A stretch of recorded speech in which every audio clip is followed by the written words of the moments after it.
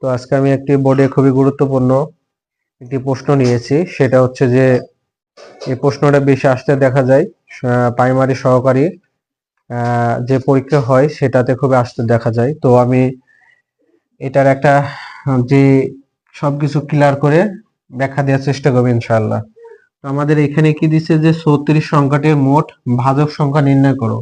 তো ভাজক সংখ্যা মানে কি সেটা আমাদের বুঝতে হবে। যে ভাজক সংখ্যা মানে হচ্ছে যে কোন কোন সংখ্যা দ্বারা এখানে যে সংখ্যাটা দেওয়া থাকবে সেটাকে ভাগ করা যায়, এটা বোঝাইছে। তো আমরা যেহেতু এখানে 36 সংখ্যা নিয়েছি, খুবই ছোট, চাইলে আমরা কি হাতেই বের করতে পারবো। তো কিভাবে আর যেভাবে বড় সংখ্যা আসলে করা যায় সেটাও শিখাবো। তো 36 কে ভাগ করা যায় কত? 1 2 3 4, তারপর হচ্ছে কত 6, তারপর হচ্ছে কত 9, তারপর কত 12, 18, তারপর কত 36।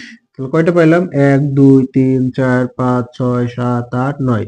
তাহলে টোটাল পেলাম হচ্ছে 9টি। ঠিক আছে, তো এইটা তো আমরা হাতে হাতে বের করলাম। তো এখন আমাদের যদি বড় সংখ্যা থাকে তাহলে কিভাবে বের করতে হবে সেটা দেখেন।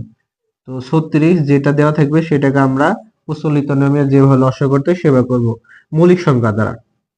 তো যেহেতু এটা জোড়, তা আমরা 2 দ্বারা ভাগ করতে শুরু করব। কত হবে? 18 ভাগ করলে কত হবে? 9। তো বেজোড়, বেজোড় হইলে 3 দ্বারা শুরু করবেন, 3। তো আমরা কি পাইলাম যে 2 কয়টা পাইছি? দুইটা, তাই 2 স্কয়ার। 3 কয়টা পাইছি? 3 স্কয়ার দিলাম। ঠিক আছে, তো অতএব অতএব ভাজক সংখ্যা, কি সংখ্যা? ভাজক সংখ্যা লেখার পরে পাওয়ার যেটা থাকবে তার সাথে আমরা 1 যোগ করব। পাওয়ার যা থাকবে তার সাথে আমরা কি করব? 1 যোগ করব। তাহলে 2 যোগ কত হবে? 1। তাহলে যোগ করলে কত? 3 ইনটু কত? 3 সমান কত? 9টি। তাহলে আমরা ভাজক সংখ্যা কয়টি পাইলাম? 9টি। তো আমরা হাতে গণনা করে পেলাম কয়টা? 9টা। আর হচ্ছে আমরা এই যে ক্যালকুলেশন করার মাধ্যমে পেলাম কত? 9টা। এখন যদি বড় সংখ্যা দেওয়া থাকে তাহলে আমরা এইভাবে করব। ঠিক আছে,